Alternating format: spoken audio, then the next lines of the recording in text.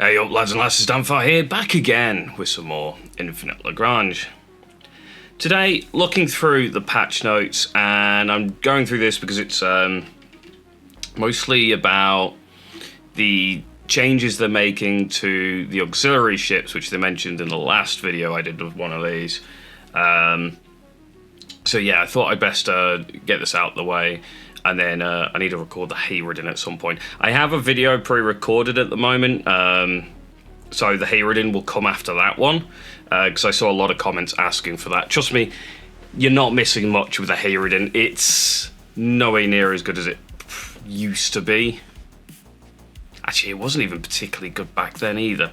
Anyway, let's go through some of these patch notes, because I want to get into, see what they're going to actually do with the flagships, or, well, the auxiliaries, because they are in a position where they are completely and utterly, almost completely and utterly useless and pointless to you. And they were saying, oh, we're going to make it so you can do all this repair and rebuild and stuff like that from them. So, yeah, let's jump in and have a look.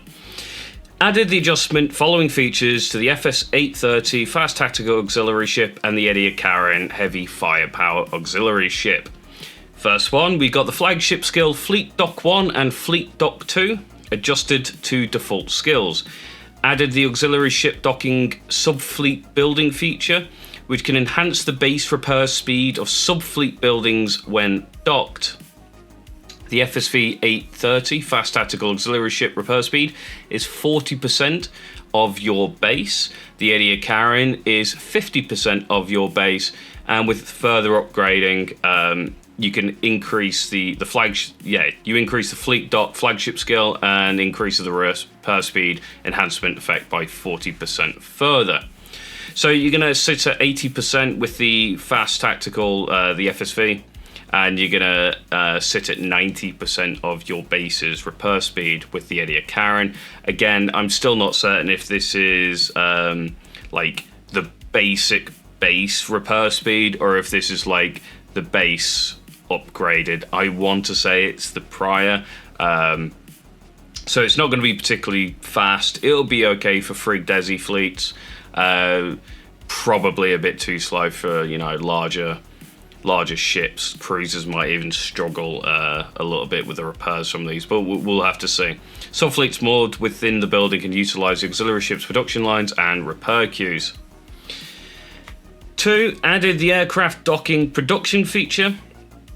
When the auxiliary ships are equipped with the fighter production system or corvette production system, fleets within the same squad or community can dock with them for production using the corresponding shipyard. The produced aircraft will be replenished to the docking fleet. This is the change. I sat there and I said it's absolutely and utterly pointless if they did exactly this. The fact that you have to choose between either having fighter production or corvette production when you usually have mixed fighter corvettes within fleet to, you know, replenish your aircraft means it's worthless. You go back to base, you'll repair and, you know, resupply your fighters and corvettes there. The exception is potentially you and a pal of yours, one of you has fighter production set up, one of you has corvette production set up, and, you know, you have to, like, bounce between the two auxiliary ships then to try and get it. But honestly, that just seems like more hassle, to be fair with you. So I generally think, I think the fighter and corvette production system should be merged into one, and it should just be aircraft production system where it can build both fighters and corvettes. And yeah, that's pretty much the end of the story there. That's actually really bad, in my opinion. I think this is going to just... I think that almost alone stops production. And we go on to point 3. The base additional production time for frigate production system, destroyer production system, fighter production and corvette production system has been adjusted from 250% to 154%. Production speed bonus effect of the system enhancement, production process optimization and production facility upgrade at max level is increased from 40% to 60%. That's an overall nerf to production time for your frigate, destroyer, fighter, and corvette. Note only eddy carrying can have destroyers here. Again, judging by the fact that they still have these separate production systems means the auxiliary ships are still absolutely and utterly useless, because even if you have them docked up with the fleet docking stop onto buildings for subfleet, it looks like you can't actually build, you know, maybe you got a frigate destroyer fleet defending your advanced mining outpost. It's set up as a subfleet on it. So you dock up your FSV, so if it does get attacked, you can repair said fleet, and you can, you know, rebuild the ships lost within said fleet. Well, no, you can't. You can only, you know, rebuild your frigates or your destroyer, depending on which one you've got on there. Again, with the fighters, corvettes, it's the exact same situation. Yeah, not looking good so far. Actually, it's looking pretty trash. Remove the EU coin consumption for auxiliary ships during production or repair. Commercial contract signing and bulk production discount enhancements to the production system are removed. System adjustment is modified to adjust production facility upgrade with a 20% increase in production speed bonus after adjustment. The enhancement limit for the frigate production system, corvette production system, fighter production system of the SV-830 is reduced by 1. Fast auxiliary ship base production parameters adjusted. Production times adjusted from 28 hours 9 minutes 40 seconds to 7 hours 16 minutes 40 seconds. Metal consumption reduced as well, so the cheaper to produce. That's quite nice.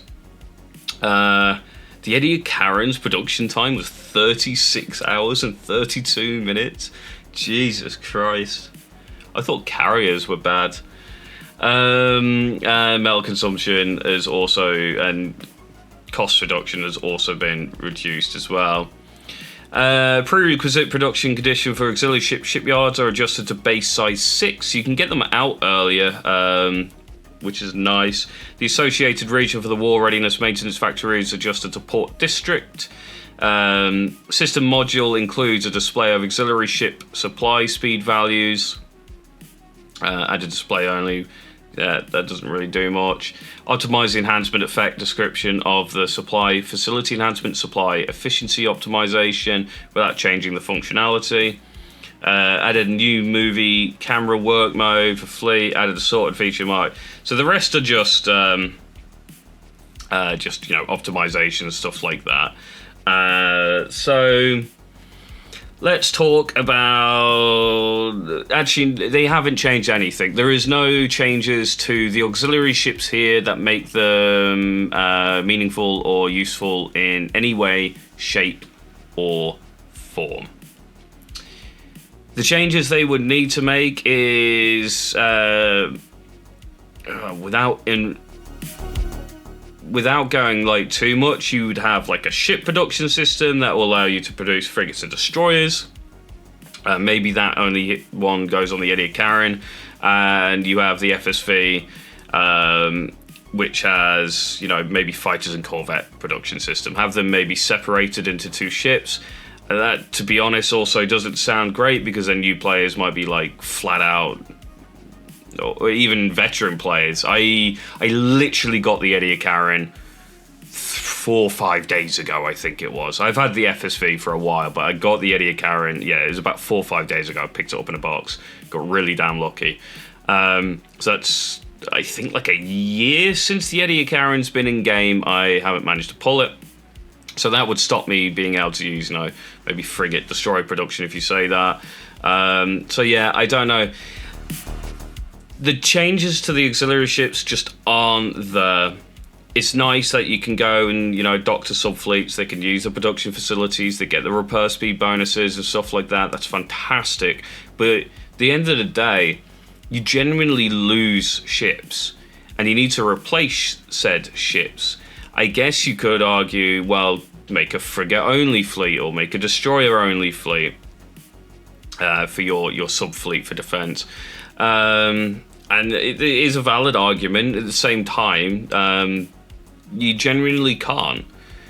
your main fleets tend to have your top frigates in, your top destroyers in, or at least your secondary fleet has your frigates and destroyers in. So you're in a position where it's kind of like you don't have the ability to put your very top things on guard mode in an AMP or something. You put on your B tier or A tier frigate destroyers on there.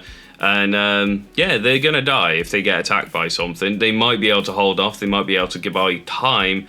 And you know, if they win, they're gonna take losses, and you aren't going to be able to reproduce them. You're gonna have to bring the fleet back to base, repair, replenish, and send it back out into a sub fleet. And sometimes you just can't do that. Because if you try and remove a subfleet and you're at CP cap, you lose the subfleet. It's done. It's gone. So yeah, this does not fix the issue with subfleets.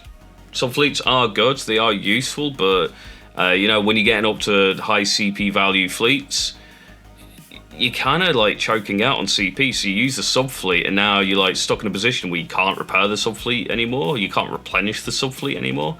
Yeah. We'll have to see. So, these are not good changes. I like the reduction in cost and stuff like that. That's quite nice. But still, they're just not good enough, honestly. And that's my 2 cents there. Let me know down in the comments what you guys think. I'm just disappointed, honestly. But anyway, with that one, have a good one, guys. Don't forget to like, comment, and subscribe. And I'll catch you next time.